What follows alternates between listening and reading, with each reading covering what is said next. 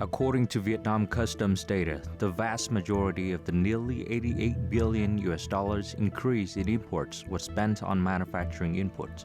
Together, electronics and machinery accounted for over 70% of the total increase. Trade data show that the current deficit is driven primarily by production inputs and capital goods, which account for over 94% of total imports value.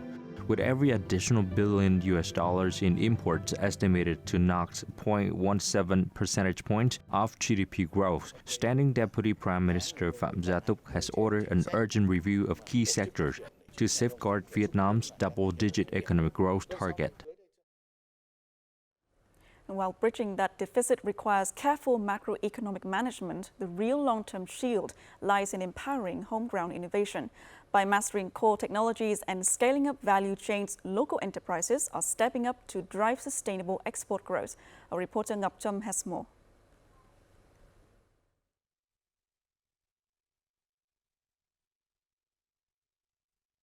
In roughly just 1 hour, this tray of fresh pineapple has reached minus 40 degrees Celsius from room temperature, preserving its full nutrition. Built and researched entirely in Vietnam, this rapid freezer is now integrated into processing lines across Japan and Southeast Asia. Following successful exports of heat pump dryers to Laos and South America, the company is now upgrading technical standards for its advanced freeze-drying systems, targeting the world's most demanding markets, with Japan as a primary focus. We are focusing on developed markets like Japan, the US and Europe.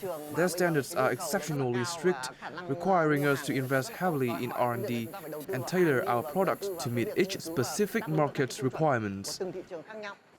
Enterprises mastering homegrown technology remain a rare bright spot.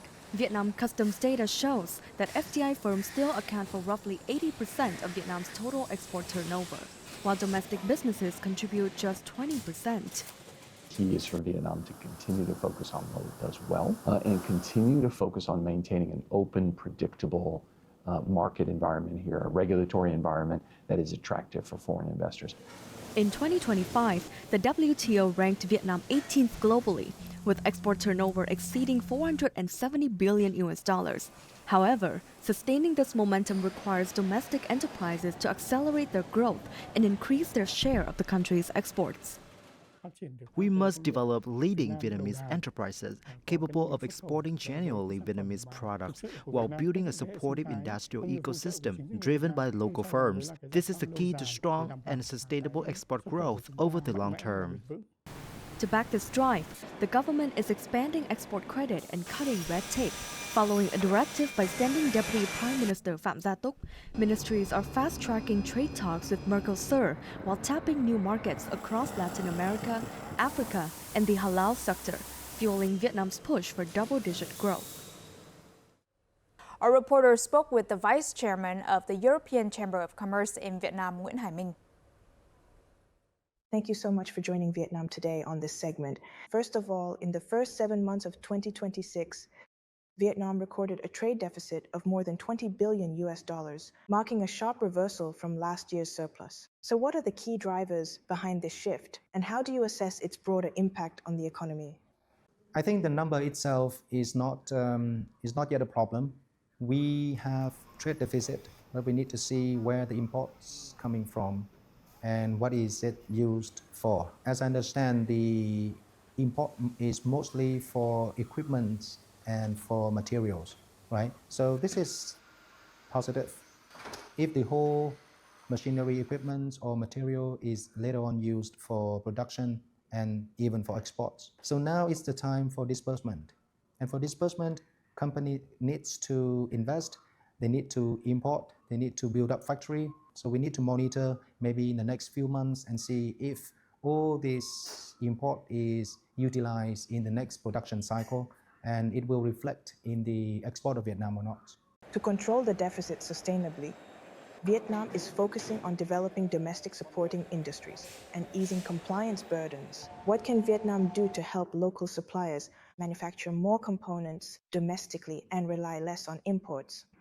No matter how much you are importing into the country, you always have to strengthen the localization. In the past, Vietnam has done a lot to attract FDI. But now is the time for FDI to work together with Vietnamese companies and also to help enhance the capabilities of Vietnamese companies. The first thing to do is to lift up the capabilities and the R&D capabilities of local companies themselves. And the second thing is for FDI companies to support local companies, helping them in R&D, and that's something that the Vietnamese government is doing already. What essential steps should Vietnamese enterprises take today to bring their products directly into global retail chains and meet evolving green standards? You know, in practice, we got a lot of companies, because they are exporting to the EU and they are subsidiary of the European groups, they have to use renewable energy.